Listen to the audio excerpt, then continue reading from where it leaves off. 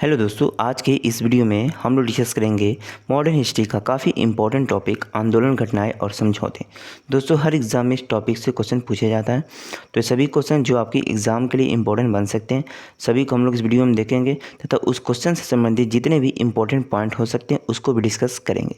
तो वीडियो को आप लोग शुरू से अंत तक देखिएगा। तो चलिए वीडियो को शुरू कर लेते हैं। देखिए, फर्स्ट क्वेश्चन है, भारतीय राष्ट्रीय कांग्रेस की स्थापना कब हुई थी? तो देखिए, इसका सही आंसर हो जाएगा बी, यानी सन 1885 में भारतीय राष्ट्रीय कांग्रेस की स्थापना हुई थी। इंपॉर्टेंट समझते हैं। तो देखिए, जो इसकी स्थापना हुई थी 28 दिसंबर 1885 को थी। किसके द्वारा किया गया था संस्था स्थापना? तो ए हुम स्कॉटलैंड के जो थे इनके द्वारा इसकी स्थापना की गई थी। और देखिए किस स्थान पर होता है? तो मुंबई के गोकुल दास तेजपाल संस्कृति विश्वविद्यालय में। देखो, उसमें जो वायस राय थे तो लॉर्ड डफरिन थे जब भारतीय राष्ट्रीय कांग्रेस की स्थापना हुई थी। देखिए, दादा भाई नौरोजी ने इसका नाम भारतीय राष्ट्रीय कांग्रेस किया। इससे पहले इसका नाम क्या था? तो भारतीय राष्ट्रीय संघ था। यानी इससे पहले इसका नाम भारतीय राष्ट्रीय संघ था, जिसका नाम चेंज करके दादा भाई नौरोजी ने क्या रख दिया? तो भारतीय राष्ट्रीय कांग्रेस थी। इस पॉइंट को भी याद रखना, एग्जाम में ये क्वेश्चन पूछा जाता है। देखिए, उसमें जो प्रथम अध्यक्ष थे भारतीय राष्ट्रीय कांग्रेस के, तो व्योमेश चंद्र बनर्जी। ये देखिए हर बार एग्जाम में पूछा गया है, ये इंपॉर्टेंट है आपके एग्जाम के लिए। तो याद देखिएगा दोस्तों, प्रथम अध्यक्ष कौन थे? तो व्योमेश चंद्र बनर्जी। ये इंपॉर्टेंट है, इसको खास करके याद रखिएगा। अब देखिए, इसके प्रथम जो मुस्लिम अध्यक्ष थे, ये भी एग्जाम में पूछा जाता है, तो बहरुद्दीन तैयबाजी। ये याद रखना आप लोग को। प्रथम महिला अध्यक्ष, देखिए एग्जाम में बहुत बार पूछा गया, तो एनी बेसेंट थी भारतीय राष्ट्रीय कांग्रेस की प्रथम महिला अध्यक्ष। यदि पूछा जाए कि प्रथम भारतीय महिला अध्यक्ष, तो ये याद रखिएगा सरोजिनी नायडू। यानी ये जितने पॉइंट हैं दोस्तों भारतीय राष्ट्रीय कांग्रेस से, ये सभी इंपॉर्टेंट है आपके एग्जाम के लिए, तो इसको आप लोग खास करके याद रखिए। चलिए नेक्स्ट क्वेश्चन हम लोग देखते हैं। होम रूल लीग आंदोलन की शुरुआत किसने की थी? तो देखिए, इसका सही आंसर हो जाएगा बी, यानी एनी बेसेंट और बाल गंगाधर तिलक ने होम रूल लीग आंदोलन की शुरुआत की थी। याद रखना है आप लोग को, इंपॉर्टेंट समझते हैं। देखिए, होम रूल लीग की शुरुआत जो हुई थी 1916 में बाल गंगाधर तिलक और एनी बेसेंट के द्वारा किया गया था। Belgaum Pune home rule league बाल गंगाधर तिलक के द्वारा और Madras home rule league Annie Besant के द्वारा। याद रखना है इसे भी आप लोग को। नेक्स्ट क्वेश्चन आपका कि काला कानून के नाम से प्रसिद्ध एक्ट कौन सा था? तो देखिए दोस्तों, एग्जाम में बहुत बार क्वेश्चन पूछा गया, तो काला कानून के नाम से जो प्रसिद्ध एक्ट था ये था रॉलेट एक्ट। इसे याद रखना आप लोग को, एग्जाम के लिए इंपॉर्टेंट है, इंपॉर्टेंट समझते हैं। तो देखिए, यह 19 मार्च सन 1919 को भारत की ब्रिटिश सरकार द्वारा भारत में उभर रहे राष्ट्रीय आंदोलन के कुचलने के उद्देश्य से यह निर्मित कानून था। ये याद रखना आप लोग को। देखिए, रॉलेट एक्ट 21 मार्च 1919 को लागू हुआ था। देखिए, मार्च 1919 में इंपीरियल लेजिस्लेटिव काउंसिल द्वारा इसे पारित किया गया था। देखिए, एग्जाम में पूछा जाता है कि रॉलेट एक्ट किसके द्वारा पारित किया गया था? तो इंपीरियल लेजिस्लेटिव काउंसिल द्वारा। याद रखना इसे। देखिए, रॉलेट एक्ट सरकारी नाम क्या था? तो अराजक और क्रांतिकारी अपराध अधिनियम 1919। ये एग्जाम में पूछा गया कि रॉलेट एक्ट का सरकारी नाम क्या था? तो अराजक और क्रांतिकारी अपराध अधिनियम 1919। याद रखना आप लोग को। देखिए, इस एक्ट को बिना वकील, बिना अपील और बिना दलील कानून भी कहा गया। ये भी इंपॉर्टेंट है इस पॉइंट। देखिए, 10 मार्च 1919 को पंजाब के दो लोकप्रिय नेता डॉक्टर सत्यपाल मलिक और सैफुद्दीन किचलू को पुलिस ने गिरफ्तार कर लिया था। यानी 10 मार्च 1919 को रॉलेट एक्ट के तहत गिरफ्तार किए जाने वाले कौन से नेता थे? तो याद रखिए, सत्यपाल मलिक और सैफुद्दीन किचलू। ये पहली बार रॉलेट एक्ट के तहत गिरफ्तार किए जाने वाले दो नेता थे। याद रखना, इसे एग्जाम में यह पूछा जाता है। नेक्स्ट क्वेश्चन देखिए दोस्तों, जलियांवाला बाग हत्याकांड किस दिन घटित हुआ था? देखिए, इस क्वेश्चन का सही आंसर हो जाएगा 13 अप्रैल सन 1919 को जलियांवाला बाग हत्याकांड घटित हुआ था। यानी ई क्वेश्चन का सही आंसर है। देखिए, इंपॉर्टेंट समझते हैं इससे संबंधित। तो जलियांवाला बाग हत्याकांड 13 अप्रैल 1919 को बैसाखी के दिन हुआ था। याद रखना, इसी घटना के विरोध में महात्मा गांधी ने केसर है हिंद की उपाधि त्याग दी थी। इस पॉइंट को याद रखिएगा। देखिए, और बात करें तो रविंद्रनाथ टैगोर ने नाइटहुड की उपाधि त्याग दी थी। देखिए, महात्मा गांधी ने किसकी? केसर हिंद की, और नाइटहुड की उपाधि सुभाष रविंद्रनाथ टैगोर ने त्याग दी थी। इस पॉइंट को याद रखिएगा। देखिए, इस घटना की जांच के लिए कौन सी समिति का गठन किया गया था? तो हंटर कमीशन समिति का गठन किया गया था। देखिए, जलियांवाला बाग हत्याकांड में जो हंसराज भारती ने जनरल डायर का सहयोग दिया था। तो एग्जाम में पूछा जाता है कि जलियांवाला बाग हत्याकांड में कौन भारतीय जनरल डायर का सहयोग दिया था? तो हंसराज भारती। इस पॉइंट को याद रखिए आप लोग। चलिए दोस्तों, अब नेक्स्ट क्वेश्चन देखिए, खिलाफत आंदोलन के संस्थापक कौन थे? तो देखिए सही आंसर हो जाए आपका सी, यानी अली बंधु थे खिलाफत आंदोलन के संस्थापक। इंपॉर्टेंस समझते हैं। तो देखिए खिलाफत आंदोलन तुर्की में खलीफा के पद के समर्थन के ब्रिटेन के खिलाफ आंदोलन था। खिलाफत आंदोलन की शुरुआत अली बंधु, शौकत अली और मोहम्मद अली के द्वारा 1919 में की गई थी। याद रखना इसे। चलिए नेक्स्ट क्वेश्चन देखिए, असहयोग आंदोलन कब शुरू किया गया था? तो देखिए दोस्तों इस क्वेश्चन का सही आंसर हो जाएगा, असहयोग आंदोलन कब शुरू किया गया था?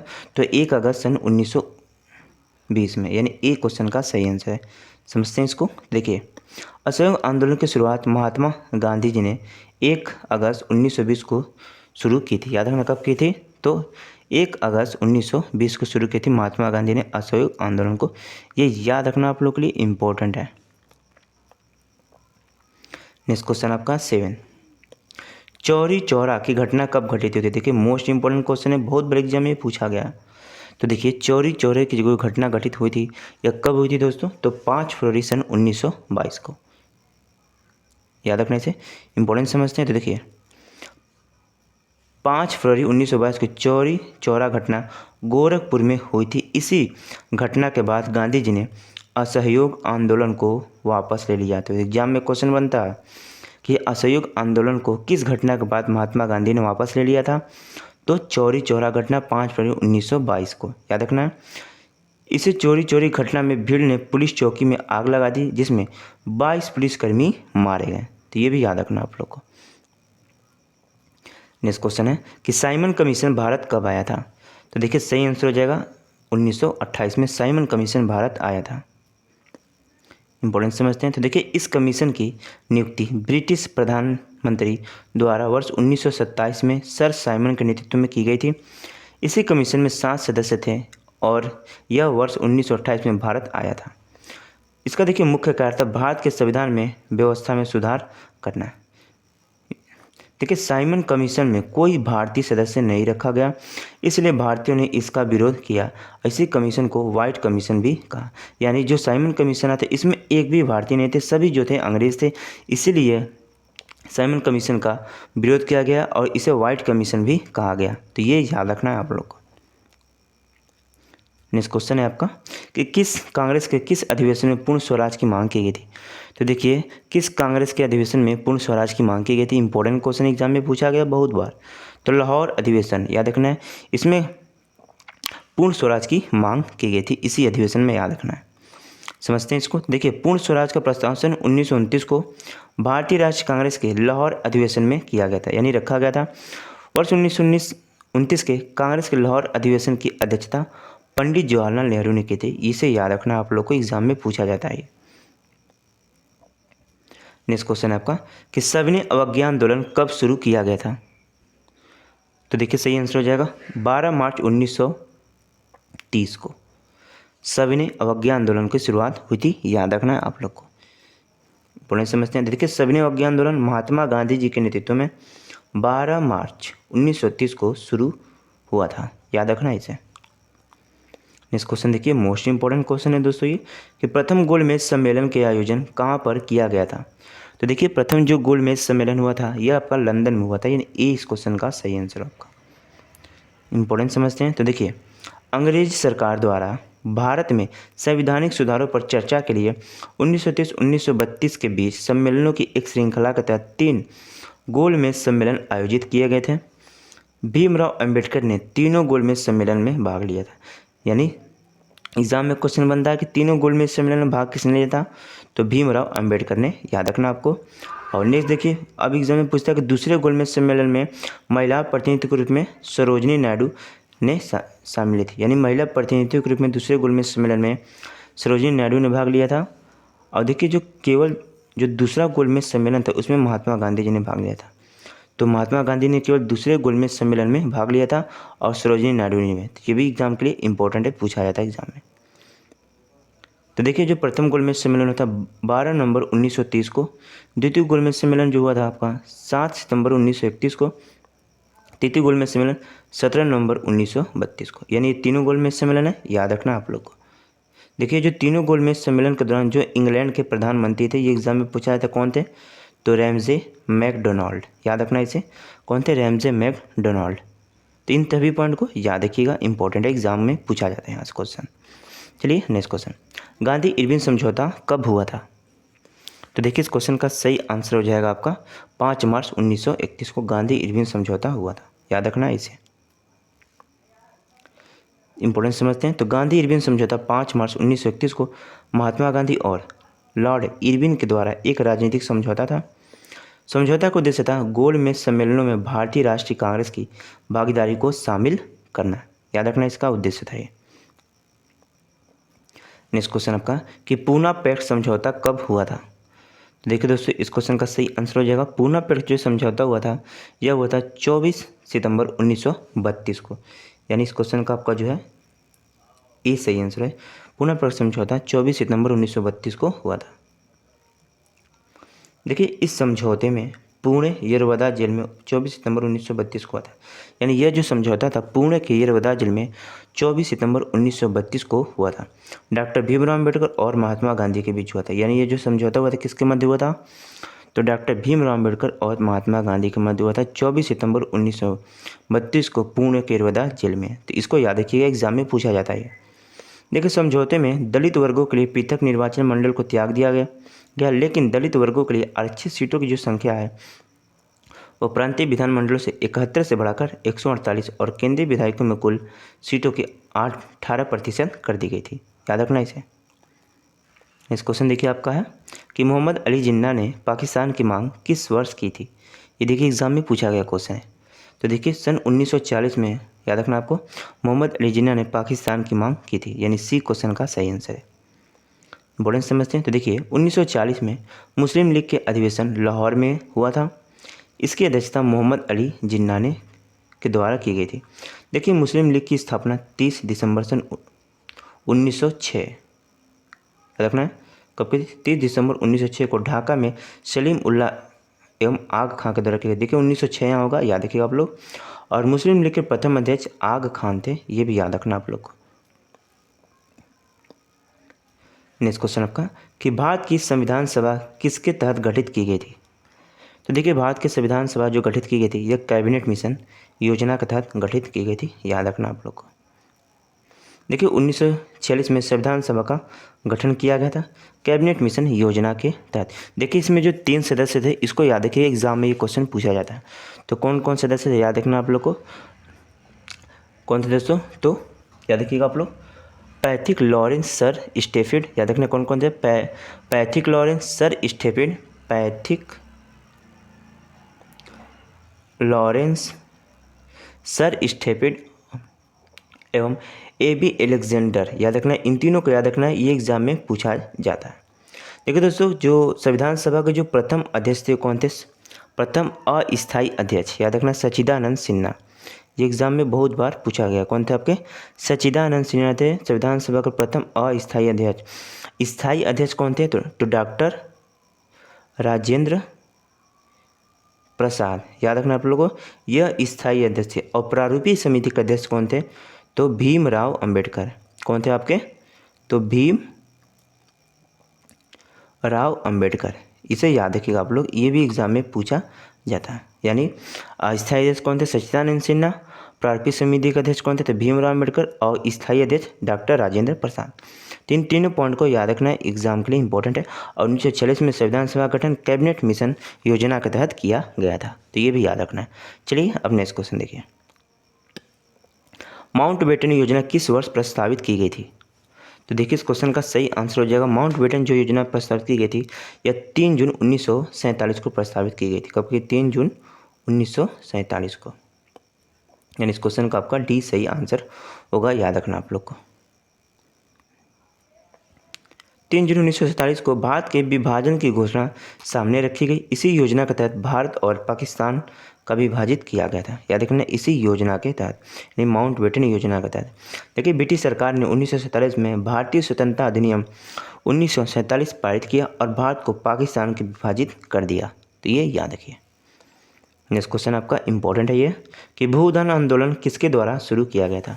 तो देखिए जो भूदान आंदोलन है ये सन 18 अप्रैल, याद रखना 18 अप्रैल 1951 को विनोबा भावे के द्वारा शुरू किया गया था भूदान आंदोलन। डेट याद देखिए 18 अप्रैल 1951। इस क्वेश्चन का देखिए सही आंसर हो आपका ए, यानी विनोबा भावे।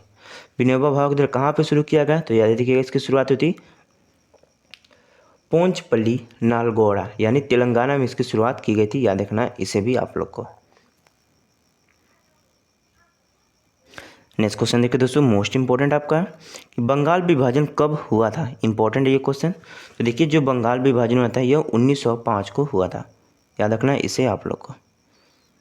इंपॉर्टेंट समझते हैं इससे संबंधित। देखिए तो 19 जुलाई सन 1905 को तत्कालीन वायसराय लॉर्ड कर्जन के द्वारा, उस समय वायसराय कौन था बंगाल विभाजन के समय, तो लॉर्ड कर्जन था, याद रखना, के द्वारा बंगाल विभाजन की घोषणा की गई थी और 16 अक्टूबर 1905 को इसे लागू किया गया था। कि कब की गई थी, तो 19 जुलाई 1905 को, और लागू कब किया गया, तो 16 अक्टूबर 1905 को। याद रखने से देखिए बंगाल विभाजन के विरोध में स्वदेशी आंदोलन को चलाया गया था। एग्जाम में पूछा जाता है क्वेश्चन कि स्वदेशी आंदोलन किस विभाजन के विरुद्ध चलाया गया था, तो बंगाल विभाजन के विरुद्ध। देखिए इसका जो उद्देश्य था यह था पूर्वी बंगाल में मुसलमानों बहुमत तथा पश्चिमी भाग में हिंदू और बहुमत रखना, जिससे हिंदू मुस्लिम एकता समाप्त हो जाए। देखिए बंगाल विभाजन को रद्द लॉर्ड हार्डिंग ने सन 1911 में किया था। ये भी एग्जाम में पूछा जाता है कि बंगाल विभाजन को रद्द किसने किया था, तो लॉर्ड हार्डिंग ने। कब, 1911 में। देखिए 1911 में ब्रिटिश भारत की राजधानी कोलकाता से दिल्ली कर दी गई। याद रखना है इसे भी आप लोग को, यानी सभी पॉइंट को याद रखिएगा, सभी एग्जाम के लिए इंपॉर्टेंट है, एग्जाम में पूछा जाता है। भारतीय राष्ट्रीय कांग्रेस के किस अधिवेशन में गर्म दल और नरम दल के विभाजित होगा, तो देखिए दोस्तों 1907 का जो सूरत अधिवेशन था इसी में गर्म दल और नरम दल का विभाजन हो गया। देखिए जो गर्म दल नरम दल ये पुनः कब मिले, तो 1916 के लखनऊ अधिवेशन में, जिसकी अध्यक्षता अंबिका चरण मजमूदार ने की थी। याद रखना है। और 1907 का जो सूरत अधिवेशन हुआ था इसकी अध्यक्षता किसने की थी, तो ये भी आप लोग को याद रखना किसने की थी दोस्तों, तो याद रखिएगा रास बिहारी घोष ने। यानी 1907 के जो सूरत अधिवेशन की अध्यक्षता किसने की थी, रास बिहारी घोष ने। उसमें गर्म दल और नरम दल का विभाजन हुआ था 1907 के सूरत अधिवेशन में, ये याद रखना आप लोग को। नेक्स्ट क्वेश्चन देखिए, मॉन्टेग्यू चेम्सफोर्ड सुधार अधिनियम कब पारित हुआ था, तो देखिए मॉन्टेग्यू चेम्सफोर्ड सुधार अधिनियम जो है ये कब पारित हुआ था, तो 1919 को पारित हुआ था। याद रखना, यानी ए क्वेश्चन का आपका सही आंसर होगा। नेक्स्ट क्वेश्चन आपका कि मुस्लिम लीग की स्थापना कब हुई थी। देखिए इंपॉर्टेंट क्वेश्चन है। तो मुस्लिम लीग की स्थापना थी 1906 में, यानी ए इस क्वेश्चन का सही आंसर होगा आपका। इंपॉर्टेंट समझते हैं इससे संबंधित। तो देखिए 1906 में आगा खान ढाका के नवाब सलीमुल्लाह और नवाब मोहसिल्ला उल मुल्क के नेतृत्व में की गई थी। याद रखना। देखिए मोहम्मद अली जिन्ना ने 1913 में मुस्लिम लीग में शामिल हुए थे। मोहम्मद अली जिन्ना कब शामिल हुए थे, तो 1913 में। देखिए चौधरी रहमत अली ने 1935 में पाकिस्तान शब्द का आविष्कार किया था, यानी बाद में इसका पाकिस्तान नाम रख दिया गया, जिसका सबसे पहले प्रयोग किसने किया था, तो चौधरी रहमत अली ने 1935 में, याद रखिए, पाकिस्तान नाम का शब्द का प्रयोग किया था। देखिए मार्च 1940 ईस्वी में मुस्लिम लीग का लाहौर अधिवेशन हुआ। याद रखना है 1940 में मुस्लिम लीग के लाहौर अधिवेशन हुआ, जिसमें पाकिस्तान प्रस्ताव पारित होने, पाकिस्तान प्रस्ताव को पारित किया गया 1940 के, जिसकी मांग किसने की थी, तो मोहम्मद अली जिन्ना ने। ये याद रखना आप लोग को। नेक्स्ट क्वेश्चन है कि लखनऊ पैक्ट समझौता कब हुआ था, तो 1916 में लखनऊ पैक्ट समझौता हुआ था, यानी ये आपके क्वेश्चन का सही आंसर होगा। देखिए 1916 का लखनऊ पैक्ट समझौता भारतीय राष्ट्रीय कांग्रेस और मुस्लिम लीग के बीच हुआ था, ये याद रखना आप लोग को। नेक्स्ट क्वेश्चन है आपका कि स्वराज पार्टी की स्थापना कब हुई थी, तो देखिए 1 जनवरी, यानी ये इसका सही आंसर है 1 जनवरी 1923 को स्वराज पार्टी की स्थापना की गई थी। याद रखना इसे। देखिए स्वराज पार्टी की स्थापना मोतीलाल नेहरू और चित्तरंजन दास द्वारा किया गया था। किसके द्वारा किया, मोतीलाल नेहरू और चित्तरंजन दास के द्वारा। नेक्स्ट क्वेश्चन देखिए आपका इंपॉर्टेंट है 24। 1920 के कांग्रेस के नागपुर अधिवेशन की अध्यक्षता किसने की थी, तो देखिए 1920 के जो कांग्रेस के नागपुर अधिवेशन हुआ था इसके जो अध्यक्षता के थे सी राघवा विजयाचार्य, याद है किसने की थी? सी विजय राघवाचार्य ने की थी 1920 के कांग्रेस नागपुर अधिवेशन की अध्यक्षता, यानी सी इस क्वेश्चन का सही आंसर है। इंपॉर्टेंट समझते हैं। देखिए यह अधिवेशन 1920 में हुआ था। इसी अधिवेशन में असहयोग आंदोलन को प्रस्ताव पारित हुआ था, यानी 1920 के जो नागपुर अधिवेशन था इसी में असहयोग आंदोलन का प्रस्ताव पारित हुआ था। ये याद रखना आप लोग को एग्जाम में पूछा जाता है। नेक्स्ट क्वेश्चन आपका 25, हिंदुस्तान रिपब्लिक एसोसिएशन की स्थापना कब हुई थी? देखिए हिंदुस्तान रिपब्लिक एसोसिएशन की जो स्थापना थी ये कब हुई थी? तो याद रखना 1924 में हुई थी, यानी सी इस क्वेश्चन का सही आंसर है। देखिए इससे संबंधित सभी इंपॉर्टेंट पॉइंट देखते हैं जो एग्जाम में बहुत बार पूछा गया है। तो हिंदुस्तान रिपब्लिक एसोसिएशन 1924 में गठित एक क्रांतिकारी संगठन था। इसकी स्थापना राम प्रसाद बिस्मिल और सचिंद्र सन्याल ने किया था। देखिए एग्जाम में पूछा जाता है कि हिंदुस्तान रिपब्लिक एसोसिएशन की स्थापना किसने की थी? तो राम प्रसाद बिस्मिल और सचिंद्र सन्याल ने, याद रखना है। देखिए हिंदुस्तान रिपब्लिक एसोसिएशन के जो नेता थे ये याद रखना आपको, चंद्रशेखर आज़ाद, राम प्रसाद बिस्मिल, अशफाक उल्ला खान, रोशन सिंह और राजेंद्र लाड़ी, ये इसके नेता थे। और देखिए इसी एसोसिएशन के द्वारा काकोड़ी षड्यंत्र का आयोजन किया गया था। याद रखना इसी एसोसिएशन के द्वारा काकोड़ी षड्यंत्र का आयोजन किया गया था। काकोड़ी षड्यंत्र 9 अगस्त 1925 को हुआ था, ये भी याद रखना। देखिए इसी काकोड़ी षड्यंत्र में शामिल होने के कारण राम प्रसाद बिस्मिल, अशफाक उल्ला खान और रोशन सिंह तथा राजेंद्र लाड़ी को 1927 में फांसी की सज़ा सुनाई गई थी। तो ये पॉइंट याद रखिएगा कि 9 अगस्त 1925 के जो काकोरी कांड हुए थे इसमें किसको किसको फांसी मिली थी? तो 4 लोगों को फांसी दी गई थी। कौन कौन से?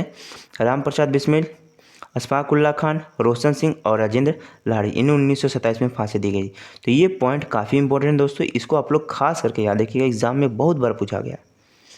देखिए इसी घटना के बाद हिंदुस्तान रिपब्लिक एसोसिएशन का नाम बदल दिया गया और हिंदुस्तान सोशलिस्ट रिपब्लिक रख दिया गया, जिसका गठन 1928 में भगत सिंह ने किया था। तो ये पॉइंट भी याद रखना आप लोग के लिए, एग्जाम में पूछा जाता है। नेक्स्ट क्वेश्चन आपका है कि बारदोली सत्याग्रह आंदोलन का नेतृत्व किसने किया था? तो देखिए बारदोली सत्याग्रह जो आंदोलन होता है इसका नेतृत्व किया था आपका सरदार वल्लभ भाई पटेल ने। याद रखना है बारदोली सत्याग्रह आंदोलन का नेतृत्व सरदार वल्लभ भाई पटेल ने किया था।